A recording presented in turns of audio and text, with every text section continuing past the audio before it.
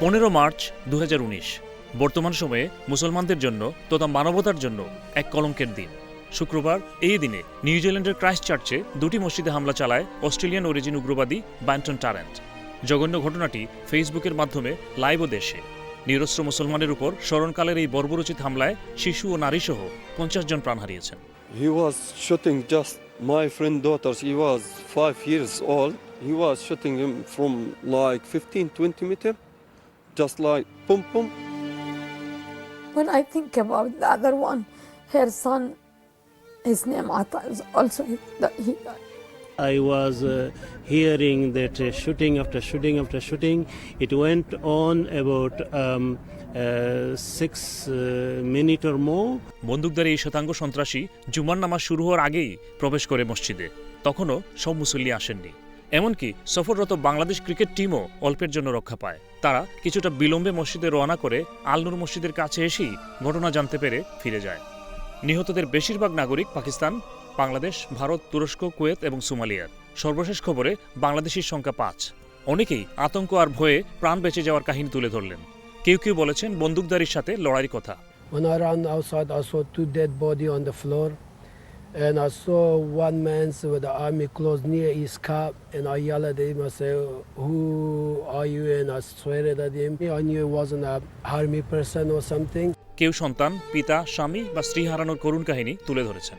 People start running out, and the door was closed, and the guy turned on them and start shooting them. So I knew I had no chance. There was a bench. I just lie down under my half body under the bench. মাত্র 4.5 million জনসংখ্যার শান্তির দেশ New Zealand. এর প্রধানমন্ত্রী, police প্রধান সহ বিভিন্ন পর্যায়ের কর্মকর্তা ও সাধারণ মানুষ সবাই এই ঘটনার পর সর্বোচ্চ গুরুত্ব ও আন্তরিকতা দিয়ে মুসলিম কমিউনিটির পাশে দাঁড়িয়েছেন। অভিযুক্ত সন্ত্রাসীকে 36 মিনিটের মধ্যে গ্রেফতার করা হয়েছে, কোর্টে তোলা হয়েছে এবং যাবজ্জীবন জেলে থাকার ব্যবস্থাও করা হচ্ছে বলে কর্তৃপক্ষ জানিয়েছেন।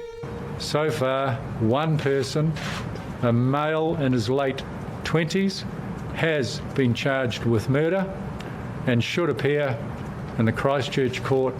আগামী শুক্রবার নিউজিল্যান্ডের সাধারণ মানুষেরা মসজিদের সামনে মানববন্ধন করবেন। হিজাব পরে সংহতি এবং প্রতিবাদ জানাবেন নারীরা। ইতিমধ্যে মুসলমানদের পাশে থাকার অঙ্গীকার নিয়ে একাধিক বড় কর্মসূচি পালন করা হয়েছে। স্কুল স্টুডেন্ট, বিভিন্ন ধর্মীয় নেতা এবং সমাজবাদী নেতারা মানববন্ধন করেছেন। আর নজিরবিহীন সক্রিয়তা, সমর্থন এবং ভালোবাসা ও সহমর্মিতার প্রমাণ দিয়েছেন নিউজিল্যান্ডের প্রধানমন্ত্রী জেসিন্ডা আর্ডার্ন। 38 বছর তথা বিশ্বের সবচেয়ে কম বয়সী এই প্রধানমন্ত্রী হিজাব পরে মুসলিম নেতৃবৃন্দের সাথে মিলিত হন। মসজিদে হামলার পর প্রথম পার্লামেন্টারি অধিবেশনে নিয়মের ব্যতিক্রম ঘটান। ইমামের উপস্থিতিতে পবিত্র কুরআন তেলাওয়াতের মাধ্যমে শুরু হয় এবারের অধিবেশন। ইয়া আইয়ুহাল্লাযীনা আমানু ইসতাঈনু বিস-সাবরি ওয়াস-সালাহ। Assalamu alaikum. On a quiet Friday afternoon, a man stormed into a place of peaceful worship and took away the lives of 50 people. That quiet Friday afternoon has become our darkest of days. One person at the centre of this terror attack against our Muslim community in New Zealand. He will face the full force of the law in New Zealand. He is a terrorist. He is a criminal. He is an extremist. প্রধানমন্ত্রী parliamentary ভাষণে হতাহতদের পরিবারের জন্য খরচ, লাশ দাফনের সহযোগিতা, এমনকি আত্মীয়স্বজনকে প্রয়োজনে লাশ দেখার জন্য নিউজিল্যান্ডে আসার সুযোগ করে দেবেন বলে জানান। We wish to provide every comfort we can to our Muslim community in this darkest of times. We cannot know your grief, but we can walk with you at every stage.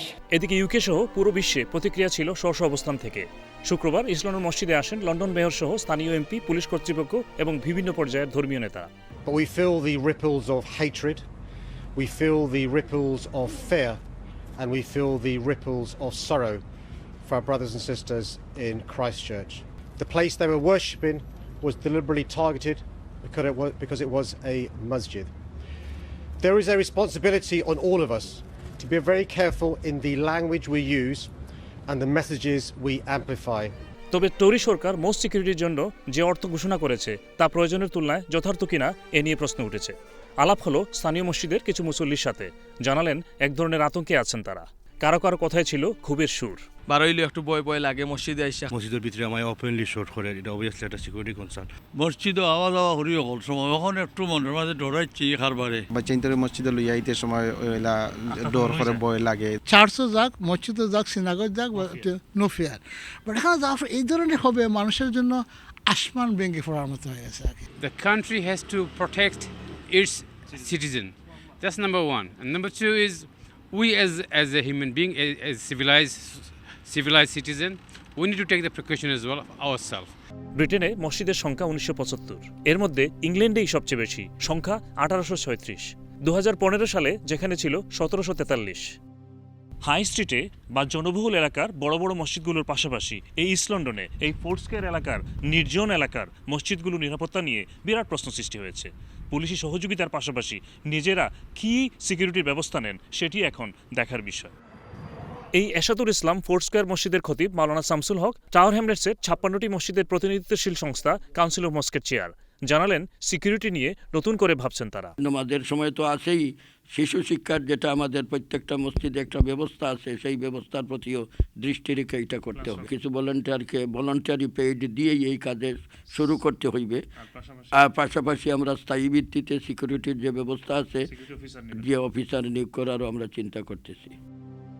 East London মসজিদ আগে থেকেই police অ্যালার্টে রয়েছে, জানালেন এর director Dilwar খান। প্রত্যেক বছর তারা এসে আমাদেরকে অ্যাডভাইস করে এবং আমরা আমাদের সিকিউরিটি অ্যারেঞ্জমেন্ট এগুলো আমরা রিভিউ করি। আমরা গত 3 বছর থেকে আমরা 24 আওয়ার সিকিউরিটি গার্ড আমাদের আছে এবং তারা কন্টিনিউয়াসলি এই যে সিসিটিভি মনিটর করে। কিন্তু নির্জন এলাকার ছোট বা মাঝারি সাইজের মসজিদে কোনো নিরাপত্তা চোখে পড়ছে না। প্রশ্ন ছিল পুলিশিং ক্যাবিনেট মেম্বার কাউন্সিলর আসমার কাছে। They are around and that is a commitment. Separate to this, as a council we are working with the London Mosque. So the council has recently purchased a disowned crime officer in the council who is working with East London Mosque currently and will be working with all mosques in due course to look at how to prevent any kind of terrorist attacks happening within the mosque. বাস্তবে কি police বা security নিরাপত্তা নিশ্চিত করতে পারবে? প্রশ্ন এসেছে প্রবেশপথে স্ক্যানিং চেকিং এর। ছোটো মসজিদ যে মসজিদে 100-200 মানুষ নামাজ পড়ে, এই মসজিদগুলো যে তারা এক্সট্রা প্রিকশন নিতে, তাদের একটা এন্ট্রান্স একটা এক্সিট আছে, তাদের জন্য সিকিউরিটি আরও ইজিয়ার রাখে। তো আমাদের ইস্ট মসজিদে আমাদের একটা প্রবলেম হলো যে আমাদের এক্সিট 5,000 মানুষ নামাজ পড়ে। এখন 5টা এক্সিটে, এখন যদি আমরা সবাইকে এক্সিটে মনে করেন আমরা মেশিন লাগাইলাম, এখন সবাইকে যদি বলি আপনারা এক্সিটে ঢুকেন, তাহলে তো বাইরে লাইন লেগে যাবে। মোস্ট ইম্পর্টেন্ট যেটা হলো আমাদের মুসল্লি, যারা নিয়মিত মুসল্লি, ওনারা সবসময় ভিজিলেন্ট থাকা দরকার। এদিকে ব্রিটেন তথা ইউরোপে মুসলিম জনসংখ্যা দ্রুত বাড়ছে। বর্তমানে ব্রিটেনে 4 মিলিয়ন আর ইউরোপে প্রায় 25 মিলিয়ন মুসলমান রয়েছেন। নিউজিল্যান্ডের মসজিদের ভেতরে গণহারে মুসলিম হত্যার পর এই পরিসংখ্যান নিয়েও পর্যালোচনা চলছে। ইউরোপে একজন মুসলমান গড়ে 3 জন সন্তান নিচ্ছেন, আর অন্যরা 2 জনেরও কম। সেই সূত্রে আগামী 2050 সালে ব্রিটেনে মুসলিম 3 গুণ বেড়ে প্রায় 13 মিলিয়ন হতে পারে। 2001 সালে যেখানে ছিল 2.7 মিলিয়ন। ইউরোপেও সমান হারে বাড়ছে। পুরো জনসংখ্যার 4.9% হলেও 30 বছর পর এই হার 17% ছাড়িয়ে যেতে পারে। ইউকেতে দ্বিতীয় বৃহত্তম ধর্ম হচ্ছে ইসলাম। নিউজিল্যান্ডে মসজিদে প্রবেশ করে 50 জন মুসল্লিকে হত্যার পর এইসব পরিসংখ্যানকে যে নেতিবাচকভাবে দেখানো হয় তাই উল্লেখ করলেন London Bangla press club president. মুসলিম জনসংখ্যা এদেশে বা ইউরোপে বাড়ছে, এটি অনেকের, বিশেষ করে ডানপন্থী মহলের জন্য একটি আতঙ্কের কারণ হতে পারে, যারা ইমিগ্রেশন চায় না বা যে ইমিগ্রেন্ট বিরোধী যে গ্রুপ। এই ইসলামোফোবিয়ার যে বিস্তার আমরা দেখতে পাচ্ছি, আমার মনে হয় তার পেছনে অনেক জটিল সমীকরণ কাজ করে, এর পেছনে রাজনীতির সমীকরণ কাজ করে, এর পেছনে বিশ্ব রাজনীতির যারা চালান তাদের অনেক প্ল্যান প্রোগ্রাম এখানে কাজ করে। দেশে দেশে কিছু রাষ্ট্রপ্রধান আর রাজনীতিকের মুসলিম বিদ্বেষের পাশাপাশি শ্বেতাঙ্গ সন্ত্রাসীরা তথাকথিত মুসলিম সন্ত্রাসীদের কাছ থেকেও উস্কানি পাচ্ছে, বললেন এই সাংস্কৃতিক ব্যক্তিত্ব। এদেরকে দিয়ে যে কনসিডার করে রেস্ট অফ দ্য কমিউনিটি, এটা সম্পূর্ণ রং হবে এবং এটাকে যদি প্রুভ করাতে হয়, এখানে আমাদের রেসপন্সিবিলিটি আছে, আমাদের দায়িত্ব আছে সাদাদেরকে বোঝানো যে না, এরা আমাদের কেউ না, টেরোরিস্ট ইজ টেরোরিস্ট।